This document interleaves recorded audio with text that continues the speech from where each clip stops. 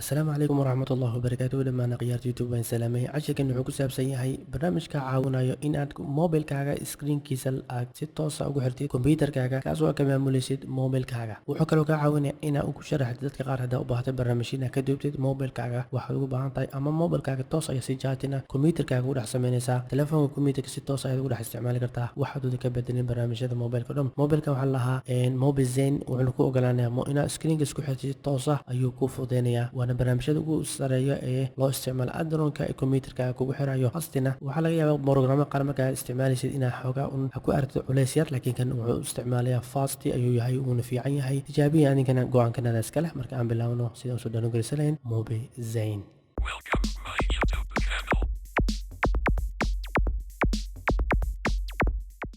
marka sidaa usoo degsatid waxaad furaysaa browserkaaga ayaa furaysaa kadib waxaad ku qoraysaa mobizen ayaad ku qoraysaa si ay kugu soo dego barnaamijka kadib markaad ku qortid waxaad leedahay inter ayaa leedahay linki ugu horeeya ayaa ku soo baxayo ay ku qoran tahay mobizen.com kaas ayaad ku dhufanaysaa markaad ku dhufatid waxaa ku qoran your andron anywhere macnaha waa barnaamijku u ogolaanaya inaad meel kasta ku isticmaashid kombyuutar kasta loo isticmaali karo andronka mobilka ku xiri karo nooc kastoo ahaadaba kadib hoos ayaa usoo degaysaa qaybta waxaa ka doonaysaa oo ah bc ku qoran tahay ayaad ka doonaysaa ani hore ayuu degsanaa yes ayaan leeyahay kadibna waxaana barnaamij browser hoose ayaan iska soo dhiganayaa kadib waxaan leeyahay open ayaan leeyahay si barnaamijka u furmo kadib markuu barnaamijka furmo wuxuu bilaabayaa inuu download inuu installation ku sameeyo barnaamijka kombyuutarka marka intuu noo sii wado waxaan sameynaynaa in aan mobilkeena aan ku download garino isla barnaamijkana si toos ah kadib markan waxaan leedahay hore ayuu ku jira aniga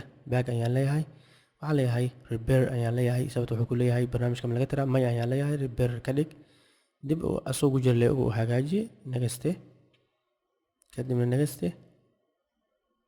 way sahlan tahay installationka markaa samaynaysa waa aad u fududahay yes ayaan leenahay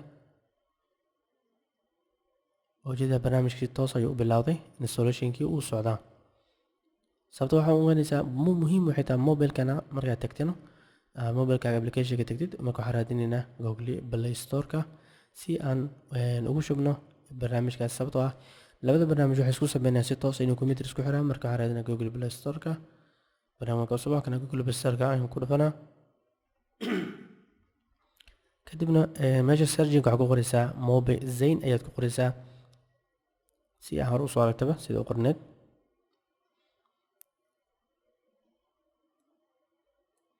kadib waxaad ku dhufaysaa marka ku qoran tahay mobizen mirror of sony samsung ayay ku qoraysaa ay ku qoran tahay install ayaa leedahay si ula soo degtid kadibna waxaa leedahay ogoshahay accept ha waan ogolahay kadibna wuxuu bilaabayaa inuu installationkii downloadka soo sameeyo kadib ujeedaa markaan soo dhigano kana finish ayuu dhameeyey labadaba isku wadnaa si waqtiga nooga dayacmin labadaba aan ku fahaysano marka mobilka laabano kadibna installationkii ayuu bilaabay sigana marka qofkii aad u jecel inuu barnaamijyada sharaxo mobilada android ku saabsan yahay waa barnaamijyada ugu wanaagsan ayuu ku jira open ayaa leenahay sida aan u furno barnaamijka waxa ujeeda waxa ku qoran mobizen mirror for samsung mina si toos ah soo muraad ahaan ku tusaa mobilkaagii aad ka dhex isticmaalaysid waa barnaamijkana ayuu isticmaalaysidna qofku laga dhibaataysan ka caawinaysa intaa video ka duubisa si toos ah kadib waxaan leenahay start si u bilowdo barnaamijka saarta ayaan leenahay kadibna waxaad isticmaali kartaa emailada u baahanta ayaad isticmaali kartaa laakiin ana markaan waxaan isticmaalayaa gmail emailka marka qaabka u isticmaali marka keli ku siisatay ay emailka mid gaaratid kadibna aad gudaha gashid wuxuu ku leeyahay password u samayso haddii password u samaysatidna okay way fududahaysane kulli password u samayso laakiin mar waxaan isticmaalayaa gmailkayga si toos ayaan isticmaalaa kadib gmailka ayaan ku dhufanayaa kadib marka gmailka doorto marka wuxuu ku soo saarayaa inuu ku leeyahay emailkaaga iyo passwordkaaga geli gmailkaaga isticmaalaysa waa ogaane waxa muhiim in ogaatid gmailka iyo inta aad gelinaysid waa mobilkan inuu ku save garaysan yahay labadaba waa inaysan leeyihiin maahan laba gmail kala duwan ma shaqeynaa la soco fadlan kadibna gmailka u baahanahay waxay tahay inaan isticmaalo midka aniga qaasa u rabo sababta mobilkan uu ku xiran yahay intana wuu ku xiran yahay sababta labada gmail si toosa markay isku arkaan automatic inay hal gmail barnaamijku ka shaqeynaya markan dhinaca bidixda ayaa u wadaysaa 4 jeer sida u wadid marka laba ku celi macnaha si samiyada maraysa lagu sheegaa waxaan dhan qaabka u baahan tahay USB connect ku sameey, debugging jack saar, waa waxa ugu muhiim aan ka soo hadlanay. Kadibna meesha ugu dambeeya waxaa leedahay start bilaab ayaa leedahay. waa muhiim in USB cable la isticmaalisid. kadibna debugging hore aan uga hadlan, wax kastoo screenka lagu xiraa shaashada si toos ayaa u isticmaali kartaa. kadibna update ayuu sameynayaa feelashii ka maqnay. sidoo wuxuu ku yahay iPhone ma isticmaalaysaa mise Android ayaa isticmaalayaa. haddii iPhone tahana iPhone-ka ayaa ku dhufsanaysaa adii. kadibna waxaan leenahay next ayaan leenahay sidii noogu wado. kadib okay ayaan leenahay. sidaan hore usoo sheegnay Gmail-ka ayaan isticmaalnay. kadib Gmail-kaaga ayaa inta gelinaysaa. marka Gmail-ka wuxuu ku leeyahay Gmail-ka geli, kadibna next ayaa leedahay si oo Gmail-ka u galo.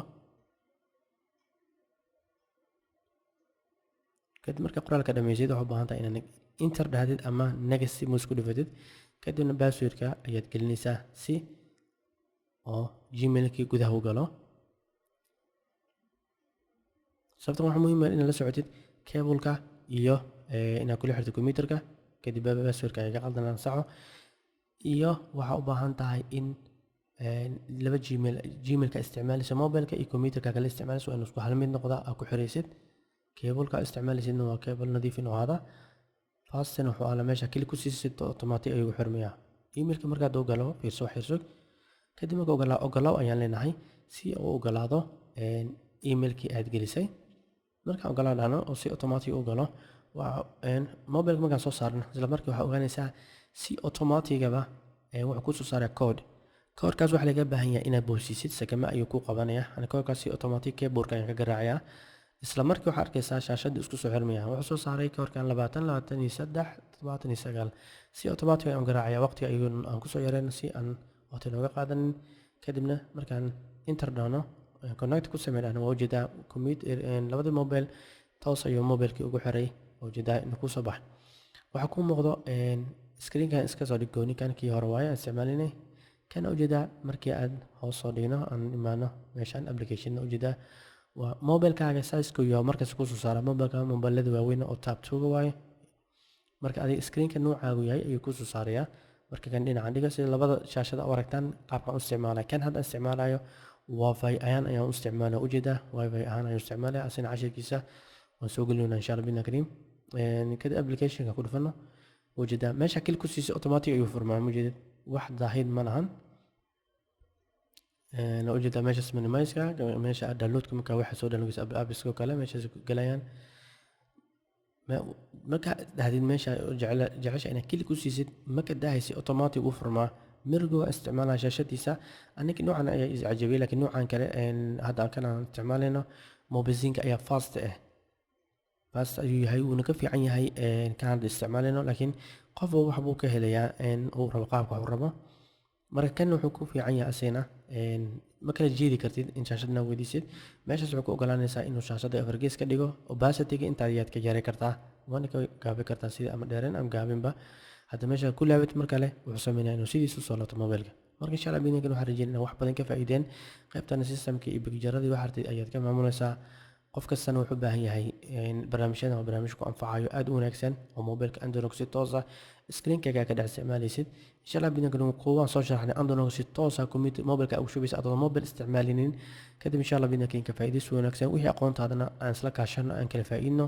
waxaan u baahannahay in aan aqoonta kala faa'iidno. video-gan hadda ka heshay share hadda la samaysid iyo subscribe iyo comment ka bixisid waxay la mid tahay walaalka kale imaanayo ayaa wuxuu dareemay video-gan inuu faa'iido leeyahay. sababtoo qoraalkaaga wuxuu faa'iido u yahay qofka ka dambeeya daawo doono. laakiin ha ka baqaylin inaad comment ka bixisid fikradaada anagana way caawinaysaa. adina cilmiga inaad ka faa'iido ayaad dareemaysaa. waxa fahmaysid xitaa fadlan ra'yigaaga ku qor. waxa fahantanna fadlan ra'yiga qor sida xaqiiqda aad u dareensan tahay. haddana wax bayn ku dareen insha Allah bina kariim ku qor sida wax u dareemaysid iyo su'aashaada ku soo qor insha Allah bina comment-ga like subscribe share-na anina qofkii subscribe ku sameeyo insha Allah si toos ayaan u sameyn doonaa labadii channel ba. Assalamu alaykum wa rahmatullahi ta'ala wa barakatuh wa jazakumullahu khairan.